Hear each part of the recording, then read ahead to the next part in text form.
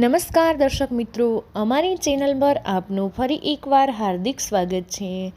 કોઈ પણ દિવસે તમારા પર્સમાં રાખી દેજો આ વસ્તુઓ, ધનની કમી ક્યારેય નહીં થાય। મિત્રો, આજના વિડીયોમાં આપણે એ જણાવવાના છીએ કે કોઈ પણ દિવસે તમારે તમારા પર્સમાં કઈ વસ્તુ રાખી દેવાની છે। આ વિડીયોમાં અમે તમને એવી 8 શુભ વસ્તુઓ બતાવવાના છીએ। તેમાંથી જો એક વસ્તુ પણ તમારા પર્સમાં રાખી દેશો તો તમારું પર્સ હંમેશા ધનથી માલામાલ બની જશે। તમે હંમેશા ધનવાન બન્યા રહેશો।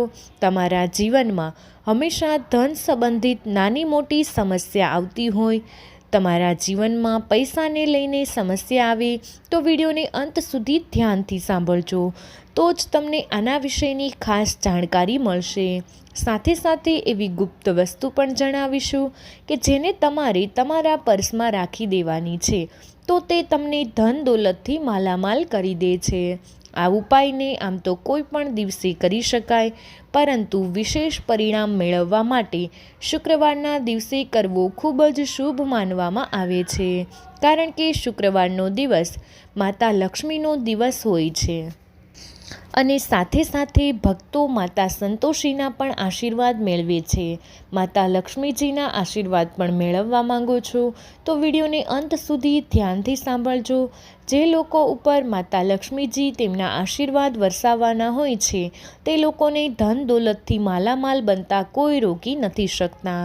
અને જે લોકો માતા લક્ષ્મીને પ્રિય છે, ખાસ ઉપાય કરી લેજો તો તેમના જીવનમાંથી ધન સંબંધિત તમામ સમસ્યાઓ પણ દૂર થઈ જાય છે, પૈસાની સમસ્યા પણ દૂર થઈ જાય છે અને તેમના ઘરમાં સુખ અને સમૃદ્ધિ આવે છે।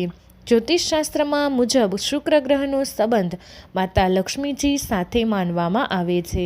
માતા લક્ષ્મીજીના આશીર્વાદથી તમારા જીવનમાં માત્ર ધન સંબંધિત સમસ્યાઓ જ દૂર નથી થતી, તેની સાથે સાથે તમારા જીવનની અન્ય સમસ્યાઓ પણ દૂર થઈ જાય છે, કારણ કે આપણા શાસ્ત્રોમાં કહેવામાં આવ્યું છે જે લોકો ઉપર માતા લક્ષ્મીજી પ્રસન્ન રહેશે, માતા લક્ષ્મીજી તેમના વિશેષ આશીર્વાદ વરસાવશે, તે લોકોના તમામ દુઃખ જાતે જ દૂર થઈ જશે। કારણ કે આજના જમાનામાં ઘણા લોકો વધારે પડતા પૈસા સંબંધિત સમસ્યાઓ અને મુશ્કેલીમાં ઘેરાયેલા રહે છે અને જો તેઓ આ મુશ્કેલી દૂર કરવા માટે વધારે પૈસાની જરૂર હોય તો તેમણે માતા લક્ષ્મીજીના આશીર્વાદ જરૂર મેળવવા જોઈએ। સાથે સાથે અંધવિશ્વાસ માને છે જે લોકો, તેઓ મહેનત કરે છે છતાં પણ તેમની મહેનતનું ફળ તેમને મળતું નથી, તો તેમણે આવકના મોટા ઉપાય જરૂર કરવા જોઈએ, જેથી તેમના ગ્રહદોષ કે અન્ય કોઈ પણ દોષ તે દૂર કરી શકાય। આ દિવસે માતા લક્ષ્મીજીને પ્રસન્ન કરવા માટે કેટલાય ઉપાય કરવામાં આવે છે। શુક્રવારના દિવસે પણ કેટલાય એવા વ્રત રાખવામાં આવે છે, કેટલાય એવા ઉપાય કરવામાં આવે છે, જે ઉપાય કરી તમારા જીવનમાં તમે આર્થિક મુશ્કેલીઓ દૂર કરી શકો છો, માતા લક્ષ્મીજીના આશીર્વાદ મેળવી શકો છો। તો મિત્રો, ચાલો આપણે એવા કયા ઉપાય છે તેના વિશે જણાવી દઈએ। આ દુનિયામાં એવા કોઈ વ્યક્તિ નહીં હોય કે જે ધનની ઈચ્છા ન હોય। દરેક વ્યક્તિને ધનની ઈચ્છા હોય જ છે। દરેક વ્યક્તિ એવું ઈચ્છે છે કે તેની પાસે બહુ બધું ધન હોય, જેનાથી તેની બધી જ ઈચ્છા પૂર્ણ થઈ શકે। ખૂબ જ વધારે નહીં તો ઓછામાં ઓછું એટલું તો ધન હોવું જોઈએ જેનાથી પોતાનો ગુજારો ચલાવી શકે, પોતાની ઈચ્છા પૂરી કરી શકે, પોતાના પરિવારની ઈચ્છાઓ પણ પૂર્ણ કરી શકે। આની સાથે જ ધન પ્રાપ્ત કરવા માટે ઘણા લોકો સારો માર્ગ અપનાવે છે, તો તેઓ ખૂબ જ મહેનત કરે છે, દિવસ રાત મહેનત કરે છે, ધનવાન બનવા માટે ઘણી મહેનત કરે, પરંતુ ઘણા લોકો છળ કપટનો સહારો લે છે અને ધન કમાવવાની કામના રાખે છે। બીજી બાજુ ઘણા લોકો એવા હોય છે જેની પાસે વધારે સમય સુધી પૈસા નથી ટકતા। તેઓ લોકો ગરીબીનો અંદાજો આપણે એ વાત પરથી લગાવી શકીએ, સવારે તેમનું પર્સ ભરેલું હોય અને સાંજ થાય ત્યાં ખાલી થઈ જાય। તો આવા ઘણા લોકો છે જે આ પરેશાની હોય છે। લોકો પાસે ધન આવે પરંતુ વધારે સમય સુધી ટકતું નથી। તો આવા ઉપાય લાવ્યા છીએ। આજના વિડીયોમાં જણાવેલા ઉપાય તમે કરી લેશો તો તમારા જીવનમાં જરૂરથી ધનલાભ પ્રાપ્ત થશે. તમારા પર્સમાં ધન ટકેલું રહેશે. આપણા પ્રાચીન વાસ્તુશાસ્ત્ર અનુસાર આજના વિડીયોમાં અમે તમને જે વસ્તુઓ જણાવીએ છીએ તે વસ્તુ તમારા પર્સમાં રાખશો તો ક્યારેય તમારા ઘરમાં ધનની અછત નહીં સર્જાય. તમારું પર્સ ક્યારેય ખાલી નહીં થાય. તમારે આવી શુભ વસ્તુ છે તમારા પર્સમાં રાખી દેવાની છે. તો મિત્રો, હવે આપણે માહિતી શરૂ કરીએ. પહેલી વસ્તુની વાત કરીએ તો તે છે ધનના દેવી માતા લક્ષ્મીજીનો ફોટો. મિત્રો, માતા લક્ષ્મી ધન સંબંધિત બધી જ પ્રકારની મુશ્કેલીઓને ઝડપથી દૂર કરી દે છે. માતા લક્ષ્મીજીનો ફોટો તમે તમારા પર્સમાં રાખો છો તો તમને ક્યારેય પણ ધનની અછતનો સામનો નહીં કરવો પડે. તમારે ક્યારેય ધન સંબંધિત સમસ્યાનો સામનો નહીં કરવો પડે. આની સાથે જ ખાસ વાત તમારે એ ધ્યાનમાં રાખવાની છે કે તમારે પર્સમાં એવો જ ફોટો રાખવાનો છે જે ફોટામાં માતા લક્ષ્મીજી બેઠેલી મુદ્રામાં હોય તો તે તમને વધારે શુભ ફળ પ્રાપ્ત થાય છે. બીજી વસ્તુ છે પીપળાનું પાન. મિત્રો, હિન્દુ ધર્મમાં પીપળાને અને તુલસીને પૂજનીય માનવામાં આવે છે. તેની પૂજા કરવામાં આવે છે.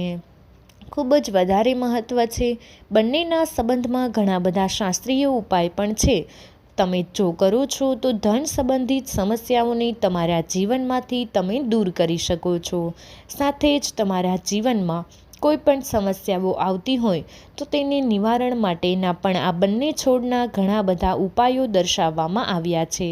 આપણા વાસ્તુશાસ્ત્રમાં બતાવવામાં આવ્યા છે કે તમારા પર્સમાં તમારે પીપળાનું પાન રાખવું જોઈએ. આથી આપણા ધર્મશાસ્ત્રમાં પણ તેના ઘણા ઉપાય છે.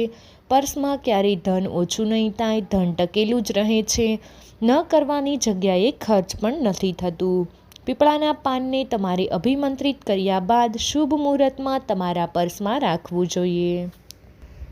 હવે ત્રીજી વસ્તુની વાત કરીએ તો આપણા શાસ્ત્રોમાં અનાજ અને ધન બંનેને એક સમાન માનવામાં આવે છે. 2-3 ચોખાને જરૂરથી તમારા પર્સમાં રાખી દેજો. તેનાથી તમને જરૂરથી શુભ ફળ પ્રાપ્ત થશે. તમે તમારા પર્સમાં 1 ચપટી ચોખા રાખો છો તો તેના કારણે તમારા બિનજરૂરી ખર્ચા ઓછા થાય છે. હવે વાત કરીએ તો જ્યોતિષશાસ્ત્ર અનુસાર કાચનો કોઈ પણ ટુકડો અથવા નાની એવી છરી તમારે તમારા પર્સમાં જરૂર રાખવી જોઈએ.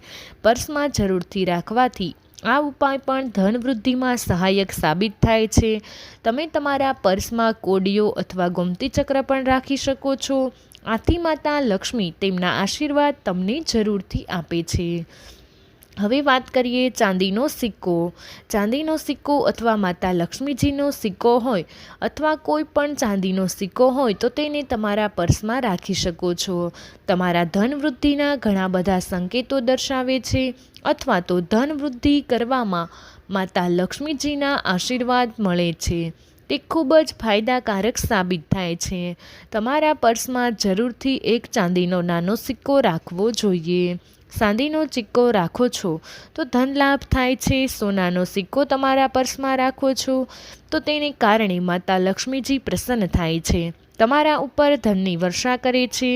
મિત્રો, પરંતુ તમારે એક વસ્તુ ધ્યાનમાં રાખવી જોઈએ.